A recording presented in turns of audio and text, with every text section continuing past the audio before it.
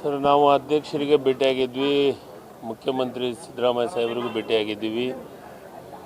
ನಾವು ಸಮಾಜದ ಒಬ್ಬರಿಗೆ ಅವಕಾಶವನ್ನು ಮಾಡಿಕೊಡಿ ಅಂತ ಕೇಳಿದ್ದೀವಿ.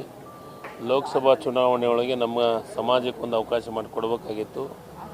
ಅವತ್ತು ಎಲ್ಲರದು ಪ್ರೆಷರ್ ಇರೋದ್ರಿಂದ ಬೇರೆ ಬೇರೆ ಕಡೆ ಆಯಿತು. MLC ವಿಧಾನ ಪರಿಷತ್ತಿಗೆ ಅವಕಾಶ ಮಾಡಿಕೊಡ್ತೀವಿ ಅಂತ ಹೇಳಿದರು. ವಿಧಾನ ಪರಿಷತ್ತಿಗೆ ಮುಖ್ಯಮಂತ್ರಿಗಳಿಗೆ ಮತ್ತು ಅಧ್ಯಕ್ಷರಿಗೆ ಭೇಟಿ ಮಾಡಿ ಸಮಾಜದ ಮನವಿಯನ್ನು ಸಲ್ಲಿಸಿದ್ದೀವಿ.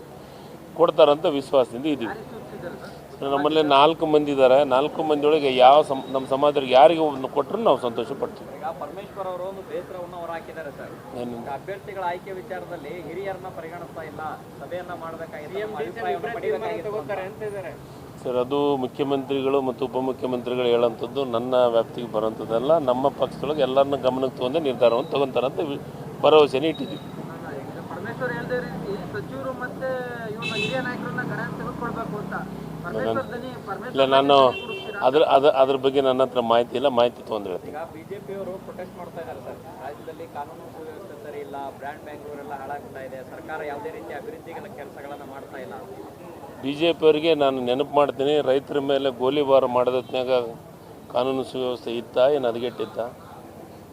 ಈ BJPಯವರಿಗೆ ರಾಜಕಾರಣ ಮಾಡೋದಕ್ಕಾಗೇ ಇಂಥ ಸ್ಟೇಟ್ಮೆಂಟ್ಗಳನ್ನು ಕೊಡೋದು.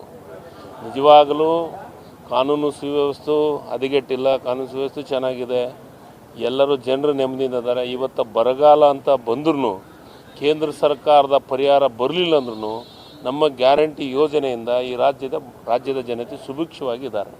ಅವರು ನೆಮ್ಮದಿಯಿಂದ ಬದುಕ್ತಾ ಇದ್ದಾರೆ. ಇವರಿಗೆ ಅದ್ರ ಬಗ್ಗೆ ಅರಿವಿಲ್ಲ.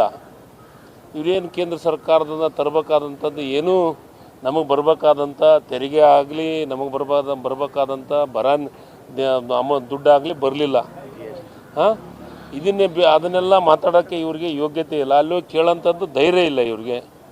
ಯಾರಿಗೆ? ಕೇಂದ್ರ ಸರ್ಕಾರದ ಕೇಳಿದ್ರಂದ್ರೆ ಇವ್ರನ್ನ ಕಿತ್ತಾಕ್ತಾರಂತಂದು ಇದನ್ನೊಂದು ಪ್ರತಿಭಟನೆ ಮಾಡೋಂಥ ಅವಶ್ಯಕತೆ ಇಲ್ಲ. ಮೊದಲು ಪ್ರತಿಭಟನೆ BJPಯವರು ಎಲ್ಲಿ ಮಾಡ್ಬೇಕಂದ್ರೆ ಕೇಂದ್ರ ಸರ್ಕಾರ ಮತ್ತು ಮೋದಿಯವ್ರ ಹತ್ರ ಹೋಗಿ ಪ್ರತಿಭಟನೆ ಮಾಡಬೇಕು. ಯಾಕಂದರೆ ನಮಗೆ ಕೊಡಬೇಕಾದಂಥ, ರಾಜ್ಯಕ್ಕೆ ಕೊಡಬೇಕಾದಂಥ ಪಾಲು ಮೊದಲು ಕೊಡ್ರಿ ಅಂತ ಅದನ್ನು ಕೇಳಬೇಕಾದಂಥ ಕೆಲಸ BJPಯವ್ರು ಮಾಡ್ಬೇಕಂತ ಅವ್ರ ಹತ್ರ ಹೇಳ್ತಾರೆ. ನನ್ನ ವಿರುದ್ಧ ಕಾಂಗ್ರೆಸ್ನವರು ಪಿತೂರಿ ಮಾಡಿದ್ರು, ರಾಹುಲ್ ಗಾಂಧಿ, ಮಲ್ಲಿಕಾರ್ಜುನ ಖರ್ಗೆ ಎಲ್ಲ ಸ್ಟೇಟ್ಮೆಂಟ್ಗಳನ್ನು ಕೊಟ್ಟರು. ನೋಡ್ರಿ, ಕಾಂಗ್ರೆಸ್ಸವ್ರು ವಿಡಿಯೋ ಮಾಡ್ಕೊಂತ ಹೇಳಿದ್ರ? ಕಾಂಗ್ರೆಸ್ಸವ್ರು ವಿಡಿಯೋ ಮಾಡ್ಕೊಂತ ಹೇಳಿದ್ರ? ಅದಕ್ಕೆ ಈಗಾಗಲೇ SITಯನ್ನು ನೇಮಕ ಮಾಡಿದ್ದೀವಿ.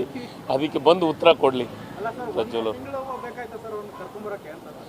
ಕೇಂದ್ರ ಸರ್ಕಾರ ಇದರಲ್ಲಿ ಕೆಲಸ ಮಾಡ್ತಾ ಇಲ್ಲ, ಅವರಿಗೆ ಸಹಕಾರ ಮಾಡ್ತಾರೆ. ಇಲ್ಲೇ ಜೋಶಿಯವರು ಸ್ಟೇಟ್ಮೆಂಟ್ ಕೊಡ್ತಾರೆ ಈ ಕಾಂಗ್ರೆಸ್ಸವ್ರು ತಪ್ಪು ಅಂತಂದು. ಅದಕ್ಕೆ ನಾನು ಹೇಳ್ತಾ ಇರೋದು, ಕಾಂಗ್ರೆಸ್ಸವ್ರು ತಪ್ಪು ಅಂದರೆ ಕಾಂಗ್ರೆಸ್ಸವ್ರು ಯಾರಾದರೂ ವಿಡಿಯೋ ಮಾಡ್ಕೊ ಅಂತ ಹೇಳಿದ್ರಾ? ಅದನ್ನೇ ಕೇಳೋದು ಅಷ್ಟೇ. Yes sir, thank you.